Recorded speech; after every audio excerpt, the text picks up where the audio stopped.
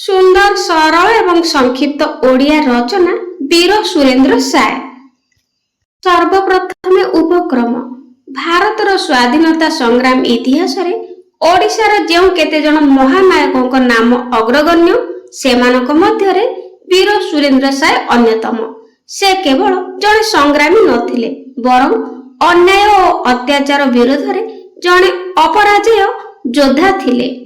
संबलपुर एही माटीर पुओ ब्रिटिश शासन विरोध रे दीर्घ वर्ष धरी लड़ाई करी वीर आख्या पाइछंती।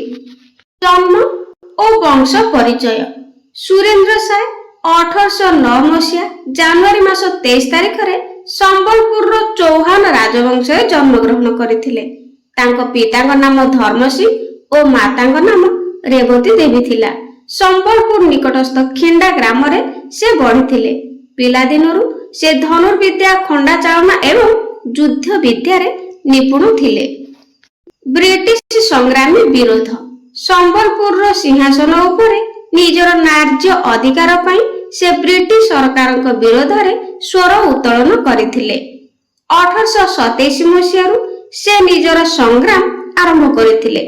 1857 रो सिपाही विद्रोह जेतेबेले सारा भारत रे विद्रोहर निया जळुथिला सुरेंद्र साय हजारीबाग जेल रु मुक्त होई संबलपुर फेरी आसिले एवं विद्रोहर नेतृत्व नेले।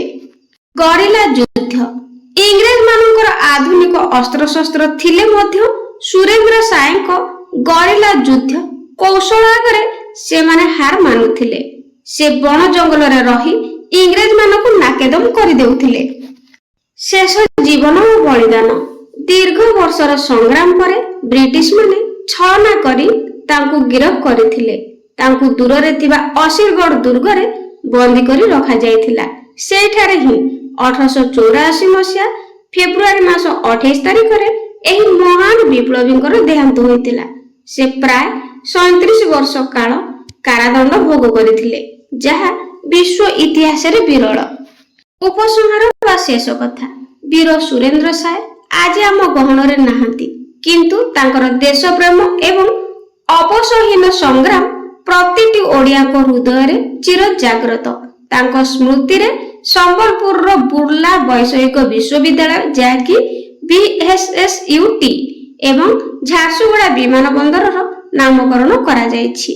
से सदा काल पई हमर प्रेरणार उत्स होई रहिबे। पिला माने रचनाटी पसंद आसले लाइक करिवे और कमेंट रे निश्चित जणाइबे। Thank you.